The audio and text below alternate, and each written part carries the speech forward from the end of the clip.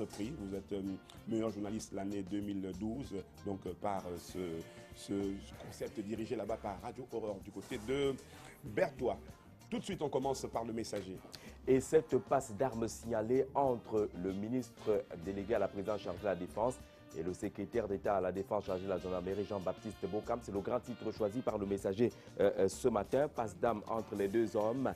C'est un sujet qui découle directement des dernières mobilisations et affectations des personnels décidées par le MINDEF Edgar Alain Mebengo. Le journal s'interroge sur l'opportunité de ces mouvements, étant donné que les derniers mouvements observés du côté de CED datent de septembre 2013. Quelle est donc l'opportunité? Les thèmes choisis par le journal ce matin parlent de séisme, de tsunami, de chasse aux sorcières, de démantèlement et neutralisation des réseaux de Jean-Baptiste Bokam. C'est un peu de cela qu'il s'agit. Presque l'ensemble des personnels rencontrés par les reporters de Le Messager reviennent sur cette notion de démantèlement des réseaux de Jean-Baptiste Bokam, notamment au cœur des pelotons routiers motorisés, des brigades de terre. Le séisme a été un peu plus observé de ce côté-là. Ce sont essentiellement des postes, dit-on, juteux. D'ailleurs, ceux qui sont partis de ces postes-là affectés à d'autres fonctions, ces affectations qui ressemblent à des sanctions sont aujourd'hui secrétaires ou chefs secrétaires, même si sur le plan du prestige, c'est des postes bien situés, mais en termes d'avantages, c'est pratiquement zéro avantage de ce côté-là. Sur l'opportunité de cette sortie s'interroge Souley Onoyolo dans l'article proposé ce matin, étant donné justement que le patron des lieux, le CED, Jean-Baptiste Bokam, connaît quelques soucis de santé. Pourquoi Edgar Alain Mebengo a décidé de cette démobilisation entre guillemets, alors que son tonton, comme il l'appelle souvent affectueusement, n'est pas au pays. Beaucoup de réflexions, même si on sait également que qui peut le plus peut le moins et que Edgar Alain Mebengo est bien dans son rôle en tant que ministre délégué à la présidence chargée de la Défense. Mais l'une des incongruités soulevées par le journal ce matin ressort le fait qu'avant Jean-Baptiste Bokam, tous ceux qui ont été CED géraient toujours ces aspects qui ont fait l'objet des notes d'affectation du MINDEF. Ça n'a jamais été à l'actif du MINDEF, toujours à l'actif des secrétaires d'État à la Défense chargés de la gendarmerie. 75%, le chiffre est proposé par mutation ce matin de sous-officiers et sous-officiers supérieurs de gendarmerie relevant justement de ces équipes de brigades de terre ou des pelotons routiers mobiles ont ainsi été déplacés, ce qui était considéré comme la chasse gardée de Jean-Baptiste Bokam. Beaucoup de questions sont soulevées en tout cas dans l'analyse proposée par notre confrère ce matin qui s'étonne quand même de ces mouvements qui ne relevaient d'aucune urgence perceptible selon le journal ce matin et qui peut susciter justement ce que le titre affiche ce matin, une sorte de passe d'armes entre Mebengo et Jean-Baptiste Bokam. À lire absolument dans les colonnes de Le Messager ce matin, dans sa page spéciale La Côtière, une sorte de balade au cœur d'un enfer sur terre. Cet enfer sur terre, c'est la prison centrale de Douala Nubel. On sait qu'en sureffectif depuis quelques années déjà, c'est une prison qui a été conçue pour recevoir 800 détenus et qui compte plus de 3000 aujourd'hui. La promiscuité est de taille de ce côté-là et le journal parle bel et bien d'enfer ce matin avec, au-delà de ceux qui sont détenus, ceux qui sont prévenus et qui sont toujours en attente de jugement, des installations, vous le savez, obsolètes, malgré les annonces qui avaient été faites depuis des années pour la construction d'une prison moderne dans la ville de Douala. Ça n'a toujours pas été le cas jusqu'à aujourd'hui. Et le journal parle pratiquement d'un mouroir pour qualifier ainsi la prison centrale de Douala Nubel. Mutation consacre sa grande une à ces bouleversements constatés du côté de EcoBank où le directeur général a pratiquement été chassé, selon le grand titre choisi par le journal des AVMS ce matin. Il est resté, le banquier Tano de la République de Côte d'Ivoire est resté à la tête de cette institution une semaine seulement après l'Assemblée générale ordinaire qui s'est tenue du côté de Lomé au Togo. Une semaine après, une session extraordinaire s'est tenue à Yaoundé et il a été finalement renversé et remplacé par le Ghanéen Albert Essien. Selon le journal, c'est ainsi la démarche nigériane qui semble avoir payé. De nombreux administrateurs de cette structure bancaire sont arrivés avec pancartes et autres, revendiquant en tout cas le départ de Thierry Tano, qui est finalement parti après la semaine de sursis entre Lomé et Yaoundé. Le journal nous parle de cette faiblesse en matière d'inscription sur les listes électorales. On sait que la révision est ouverte comme le prévoit les textes en vigueur au Cameroun depuis le 1er janvier et devrait se refermer cette révision-là au 31 août prochain. Mais le Sud boude les inscriptions, c'est ce qu'observe le journal pied de une de mutation ce matin.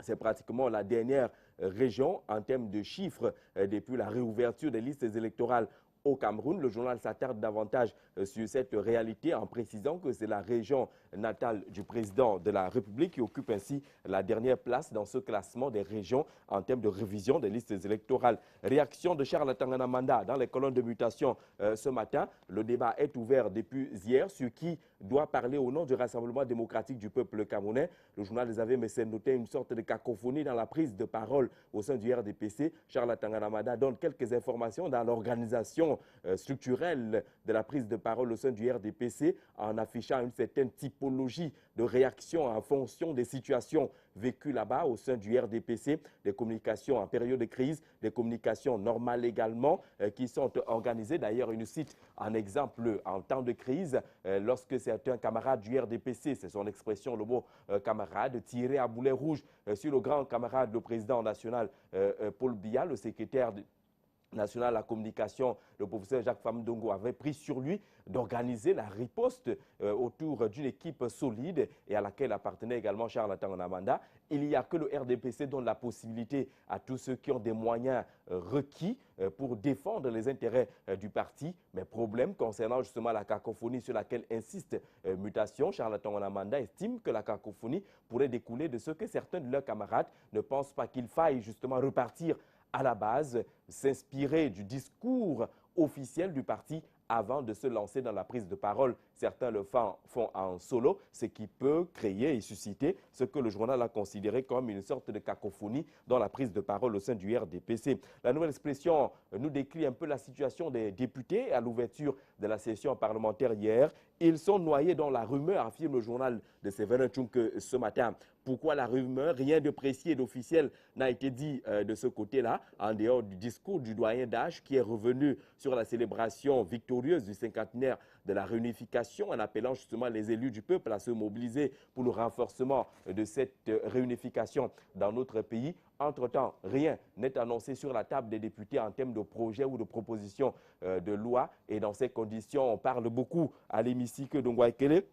On parle par exemple du remaniement qui est attendu. On parle par exemple de la formation du bureau de l'Assemblée nationale avec le jeu de chaises qui est annoncé entre guillemets. On parle aussi de la possibilité de revoir le règlement intérieur de l'Assemblée nationale, mais aussi on évoque la possibilité d'une modification de la Constitution. Même si les députés sont très peu diserts là-dessus, certains estiment quand même qu'il s'agit de la Constitution, un sujet délicat et qu'on ne peut pas aussi se permettre de manipuler la Constitution au gré des humeurs, affirme-t-on dans les colonnes de la Nouvelle Expression ce matin. Le journal s'intéresse également à la situation de certains graciers du chef de l'État. Des centaines de prisonniers recalés, c'est le pied de une de la Nouvelle Expression ce matin qui décrit la joie de très courte durée de certains détenus de la prison centrale de Douala Nubel. Ils pensaient retrouver la liberté. Ils ont finalement été recalés parce que n'ayant pas payé les contraintes par corps, des centaines ainsi sur l'ensemble du territoire national, plus de 180 ici à la prison centrale de Douala Nubel, pratiquement 198 qui attendent justement de sortir de la prison, mais ils devraient passer par ces contraintes par corps. L'anecdote est dans les kiosques ce matin. Nous reparle l'Assemblée nationale avec la difficile rupture entre les deux hommes affichée en la grande une, Paul Biya et Kaba Yégué Dibril.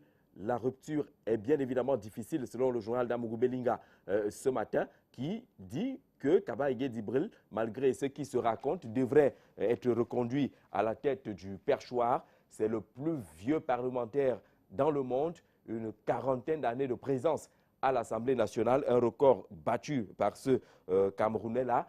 Et c'est sans doute pour sa fidélité sans faille au président de la République qui pourrait rester à la tête de l'Assemblée nationale, affirme-t-on dans les colonnes du journal ce matin. Mais le chef de l'État qui s'est retiré du côté de son village natal à Vomka, loin de ses proches collaborateurs, certainement pour consulter oracle et haut esprit, lui qui est le Nomgui, dit le journal de ce côté-là, et ressortir là-bas avec une mouture en termes de formation du gouvernement et autres. À lire absolument dans les colonnes l'anecdote ce matin, un décryptage de la dernière sortie du professeur Mononjana sur l'alternance. On en parlait déjà hier. Le journal nous propose une lecture plus profonde sur les non-dits de cette sortie de Mononjana sur la succession de Paul Biya ou l'alternance au Cameroun.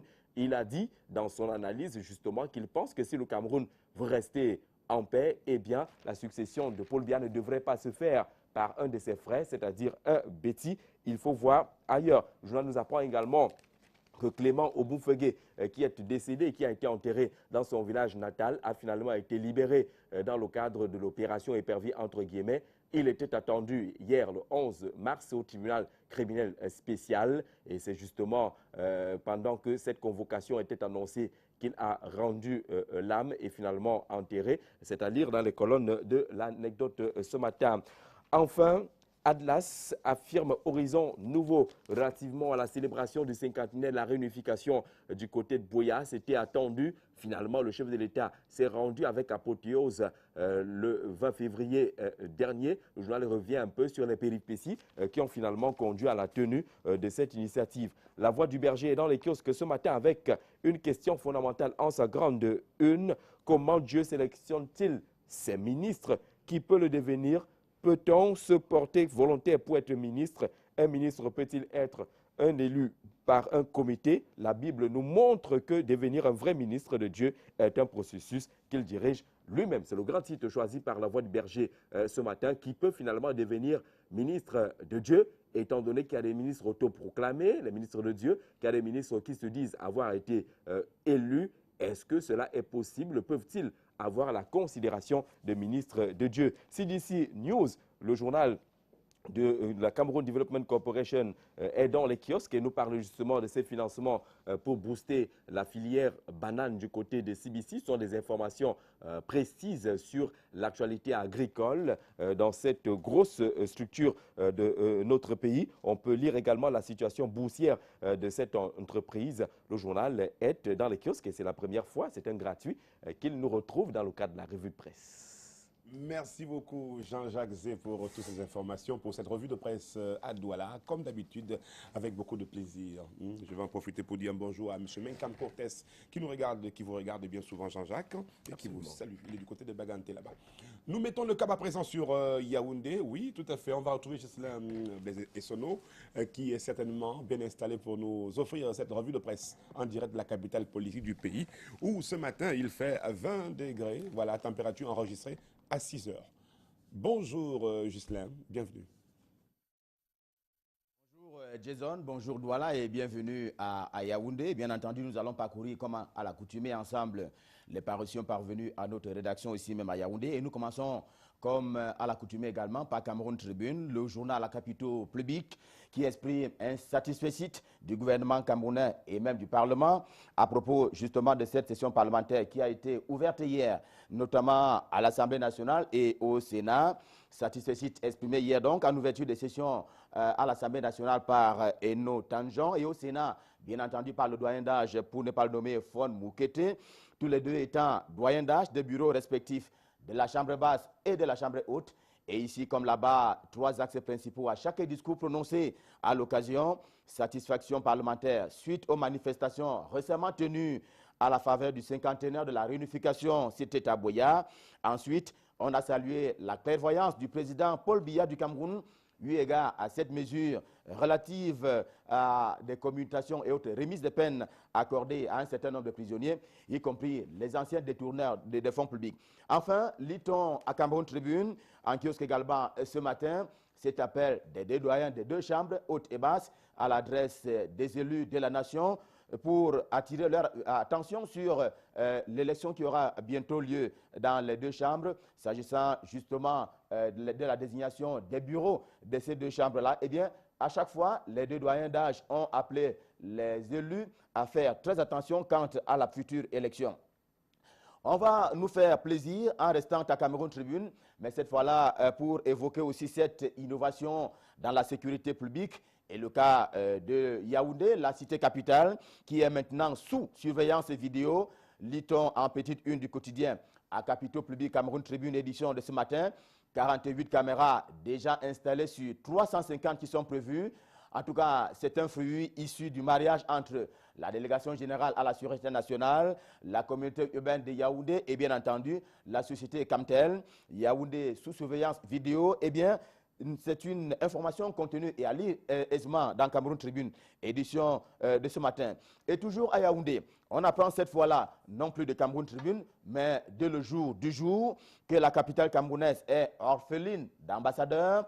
Eh bien, les États-Unis d'Amérique n'ont plus d'ambassadeur au Cameroun. Michael Stéphane Hosa, qui avait été annoncé le 24 septembre 2013 pour remplacer Robert P. Jackson, n'est même pas passé devant la commission sénatoriale des États-Unis d'Amérique. Et depuis lors, à l'ambassade des États-Unis à Yaoundé au Cameroun, eh bien, le responsable qui assure l'intérim n'a justement pas rang d'ambassadeur. Il y a la grande une de Le Jour ce matin, qui est plutôt consacrée à Charles Atiba et Yéné. Il y a, selon le journal, comme un bal de vautours autour de la dépouille de l'illustre disparu. 1001 initiatives ont été prises ici. Le RDPC qui prépare un hommage discret selon le journal. Le compte bancaire à problème. Ce sont là autant de faits qu'étale le journal Le Jour de ce matin. Et une chose est sûre, affirme-t-on de ce côté-là, c'est à l'image de l'homme Charles Atiba Yéné qui était sans frontières et qui avait des idées on ne peut plus désenclavé et qui était donc le défunt, Charles Atiba Yéné, dont on sait que le programme prévoit la levée du corps le 27 mars 2014 à 10h à Yaoundé et il sera inhumé le 29 mars prochain. Ce sera à Bikoka, c'est par l'Olodof, selon un programme qui a donc été publié ce matin dans le journal Le Jour.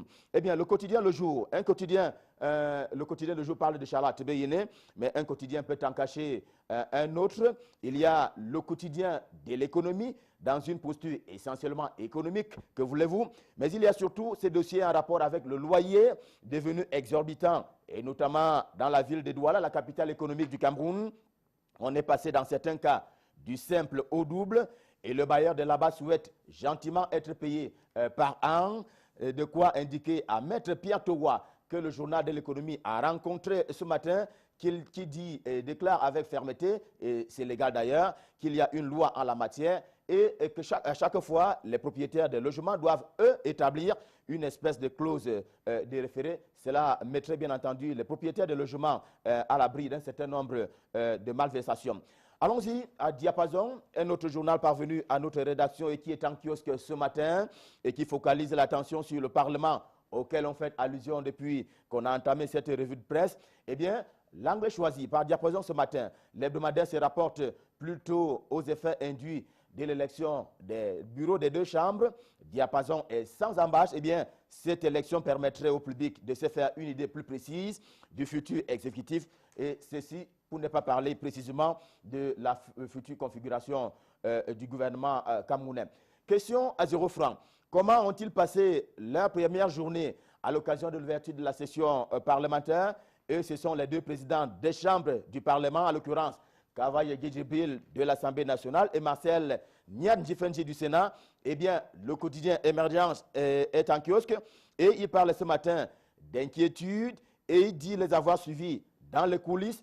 Point commun à tous les deux présidents, il y a la discrétion, ils ne parlaient pas, tous étaient présents et le président sortant de l'Assemblée nationale, pour ne prendre que cet exemple-là, a pris place au milieu de ses collègues et camarades députés. C'était hier à l'hémicycle de Ngouakele et c'était sans tam-tam ni tambour. Et à proprement parler, le journal indique que la présente législature ne sera jamais comme les autres. Allusion faite à une modification constitutionnelle qui devrait s'opérer fatalement. De Son, un autre journal parvenu à notre rédaction, également en kiosque, avec à sa grande une, March Session, Promises Fireworks, au sujet de la session parlementaire qui a pris son envol hier, on l'a déjà dit, il y a cette révolte en sourdine des députés qui revendiquent toujours une revalorisation de leurs revenus et avantages parlementaires.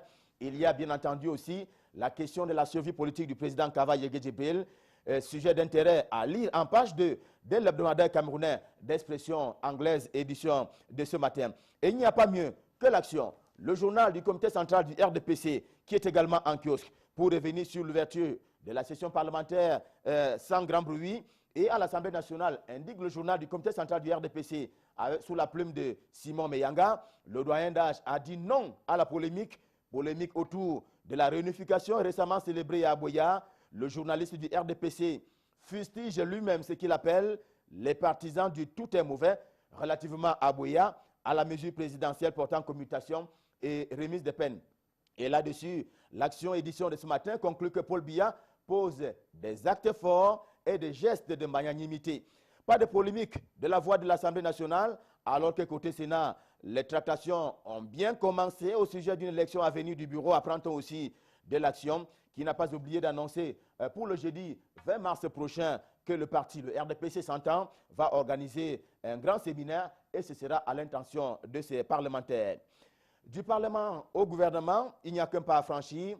Et comme une certaine opinion parle de remaniement ministériel, eh bien, la vallée d'une thème revendique un ministre au gouvernement, un ministre s'agissant de ce gouvernement qui pourrait intervenir à tout moment. Là-bas donc, dans la vallée d'une thème, on se veut avant-gardiste, on revendique déjà un poste ministériel. C'est que le journal Le Soir, dans sa livraison de ce matin, nous l'apprend. Et ce journal parle d'une revendication faite par les populations de ce département dans le sud du Cameroun. Et elles disent que pour un meilleur suivi des travaux du barrage hydroélectrique de Mbele, eh bien, l'un de leurs fils s'entend doit être membre du gouvernement. Elles se souviennent en effet que l'ancien ministre qui a occupé les fonctions originaires de ce département, c'était bien Philippe Menyememve. On ne quitte pas Le Soir avec cette histoire inédite. C'est un pasteur qui interdit le port des sous-vêtements à ses fidèles féminines. Selon le pasteur, c'est mieux faire entrer, entre guillemets, Dieu dans leur vie. C'est ce qu'écrit le journal Le Soir ce matin. Et on va revenir à ces revendications et autres replis identitaires pour faire un tour du côté des tribunes d'Afrique. Le journal de Faustin Njikam qui projette à sa une que le peuple Bamoun a interrogé Paul Biya au lendemain de la fête de la réunification. Le texte relatif est étalé en 3 pages, entre joie et tristesse. Le Noun oublié, Fumban abandonné, les Bamoun apparemment frustrés, des chapeaux en rapport avec le texte de Tribune d'Afrique qui reconnaît comment le département aurait pu bénéficier d'une espèce de cure de jouvence à l'occasion de ces festivités et manifestations en rapport avec la fête de la réunification qui s'est tenue du côté de Boya très récemment. Mais Faustin Njikam, le directeur de la publication de ce journal, avait commencé par formuler un éditorial sur la session parlementaire ouverte hier et il appréhende celle-ci comme étant une session de toutes les incertitudes. Génération Plus, Génération Libre, est aussi en kiosque ce matin. C'est le journal de François Photo, qui est sur les traces de Charles Atebe Yéné au sujet du paradoxe du pays organisateur. Et à en croire le journal, il y a des raisons évidentes quant à la destruction de l'élite d'ici. L'élite d'ici, c'est-à-dire celle du Sud. Les personnalités bien de là-bas ont été régulièrement tantôt emprisonnées, tantôt rangées aux oubliettes. Et on va terminer cette revue à Yaoundé avec un magazine, son nom, Nyanga. C'est une publication de la Sopecam. Et à la une, c'est Céline Eco que le magazine présente comme une Amazone en situation. Céline Eco étant, rappelons-le, tantôt présidente contestée du canon sportif de Yaoundé, l'un des clubs de football mythiques de la cité capitale. Mais il y a Céline Eco et il y a cet homme en page 20, 21, 22 et 23 de Nyanga, édition de ce matin. Qui est-il cet homme? Regardez bien, c'est l'honorable Gaston Komba qui a presque tout fait dans la vie, déjà ou presque, rendu à sa 2e législature, et Dieu seul sait comment, Nyanga le présente comme un député pas comme les autres, un député hors norme. Voilà, Jason Black, ce que nous avions à vous proposer à partir de Yaoundé ce matin, s'agissant de ces parutions parvenues à notre rédaction. Il ne nous reste plus qu'à vous souhaiter une bonne continuation. Et bonjour à vous Jason, et bon retour à Douala, à vous. Merci beaucoup, merci. Très bonne journée à vous, Ghislain Pierre et Sono. En direct donc de Yaoundé pour cette revue de presse. On vous retrouve avec plaisir demain. Retour ici pour rentrer directement dans la deuxième partie. Je rappelle que nous recevons sur ce plateau un ami qui vient nous parler d'un grand événement. C'est donc cette projection Qui est le fou? Eh bien, on sait que Fingon Tralala se retrouve ici avec pas mal d'acteurs spéciaux. On en parle.